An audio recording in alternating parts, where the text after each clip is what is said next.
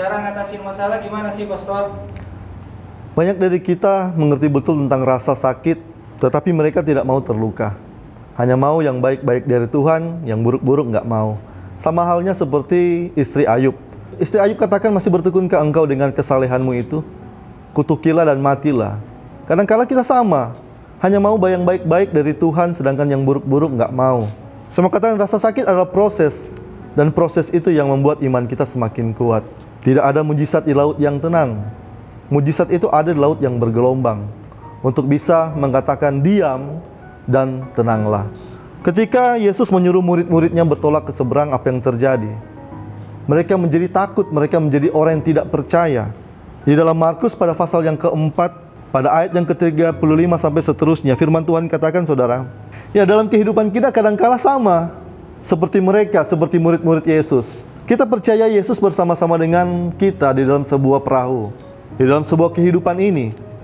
Tetapi kekhawatiran, kecemasan, keraguan lebih besar. Kenapa? Karena yang kita lihat adalah masalah, persoalan, pergumulan di dalam setiap kehidupan kita, di mana persoalan, pergumulan itu lebih besar daripada kuasa Tuhan. Sehingga itu yang menghalangi iman kita, kepercayaan kita di setiap masalah, persoalan, problema yang kita hadapi. Filipi pada pasal yang keempat ayat yang ke-13 berkata, segala perkara dapat kutanggung di dalam Dia yang memberikan kekuatan kepadaku. Mari sadarilah dan majulah menjalani hidup ini dengan langkah, dengan pasti bahwa Tuhan tidak pernah meninggalkan kita. Apapun masalahmu hari ini, pergumulan hari ini, persoalanmu hari ini, jangan lihat masalahmu, tapi lihat Tuhanmu. Maka saya percaya kuasa Tuhan bekerja dalam setiap kehidupan saudara dan saya. Pastor, pengertian mengucap syukur itu gimana? Bicara mengucap syukur itu gampang-gampang susah. Gampang ketika kita sedang bahagia, sedang dipromosi, naik jabatan, dan segala sesuatu menyenangkan dalam setiap kehidupan kita. Tapi yang menjadi susah jika kita punya masalah, pergumulan, bisa nggak kita mengucap syukur? Dunia penuh dengan hal-hal yang negatif, yang terus-menerus membuat kita merasa kurang. Dalam kehidupan kita, saya mau katakan, penuh dengan yang namanya komplain, di mana orang selalu membandingkan apa yang dia punya dengan apa yang kita punya. Dan jika kita terus kembangkan kebiasaan ini, kita mau jadi apa? Semakin kita membandingkan hidup kita dengan orang lain, semakin kita merasa hidup ini tidak adil. Karena itu kita perlu yang namanya mengucap syukur. Karena mengucap syukur membuat kita melihat dari segi kacamata yang berbeda. Dalam 1 Tesalonika 5 pada pasal yang ke-18, firman Tuhan katakan, mengucap syukurlah dalam segala hal, sebab itulah yang dikehendaki Allah di dalam Kristus Yesus bagi kamu. Mengucap syukur itu bukan kehendak kita, bukan kehendak orang tua, bukan kehendak mama, papa, kakak, adik, tetapi kehendak Allah. Mengucap syukur itu bukan keadaan baik-baik saja, tetapi mengucap syukur itu melihat Tuhan bekerja dalam setiap perkara. Di dalam Matius pada pasal yang kelima itu berbicara tentang ucapan berbahagia. Bagaimana harus berbahagia pada saat miskin, bagaimana kita berbahagia pada saat kita lapar dan haus, bagaimana kita harus berbahagia pada saat kita berduka cita, bagaimana kita harus berbahagia pada saat kita sedang dianiaya. Karena kebahagiaan datang dari sebuah keputusan, mau mengucap syukur atau kita mau mengeluh. Orang yang mengucap syukur pada Tuhan adalah orang yang menghargai Tuhan. Jadi mengucap syukur adalah orang yang menghargai Tuhan. Mengucap syukur melihat Tuhan bekerja dalam setiap kehidupan kita, bahwa ini bukanlah sebuah keputusan akhir. Mari bersikaplah maju dengan sikap yang baik, maka kita mungkin bisa merasa kurang, mungkin kita bisa merasa sakit, mungkin kita bisa merasa lemah, tapi kita bisa mengucap syukur dari segala sesuatu yang kita miliki. Itu adalah pilihan. Gimana sih, Pastor, cara agar kita selalu fokus kepada Tuhan?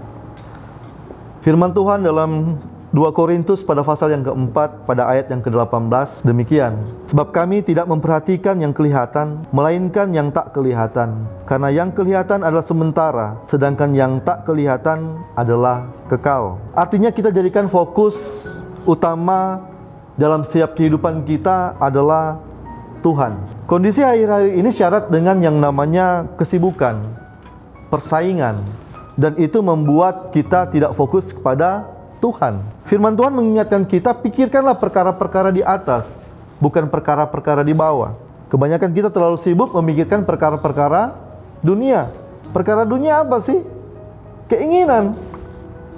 Keinginan daging, keinginan mata, keangkuhan hidup. Semua itu berasal bukan dari pada Bapa, tetapi dari dunia. 1 Yohanes pada pasal yang kedua, pada ayat yang ke-15 sampai ayat yang ke-17, firman Tuhan katakan demikian.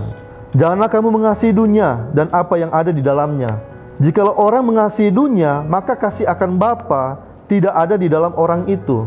Sebab semua yang ada di dalam dunia, yaitu keinginan daging dan keinginan mata, serta keangkuhan hidup, bukanlah berasal dari Bapa, melainkan dari dunia. Dan dunia ini sedang lenyap dengan keinginannya. Tetapi orang yang melakukan kehendak Allah tetap hidup selama-lamanya. Ketika kita dicobai, jangan kita katakan, ya pencobaan ini datang dari Allah. Saya mau katakan, Allah tidak dapat mencobai. Ketika kita dicobai, itu datang oleh apa? Oleh keinginan kita.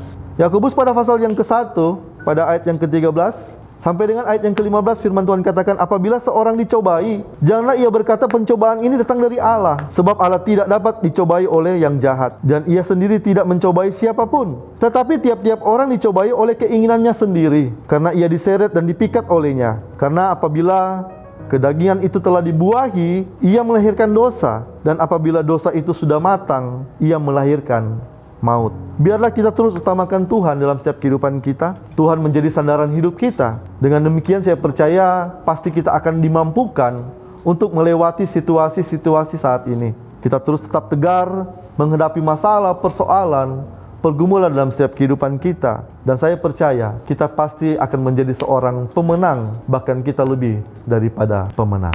Setiap kita punya masalah, persoalan, pergumulan yang berbeda-beda. Ada masalah keluarga, ekonomi, pekerjaan, kesehatan, dan lain sebagainya. Saya mengatakan masalah boleh sama, tetapi untuk menyikapinya harus berbeda. Kebanyakan kita orang Kristen selalu mengukur kebaikan Tuhan dari apa yang dia dapat, apa yang dia miliki, apa yang dia punya.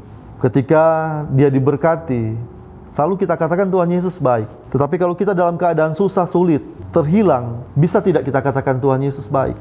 Ingat baik, terkadang Tuhan bekerja lewat keadaan sulit, lewat keadaan terhilang sekalipun di dalam setiap kehidupan kita. Karena kebanyakan kita hanya fokus dari apa yang kita dapat, sementara Tuhan bekerja dari apa yang terhilang dalam setiap kehidupan kita. God bless.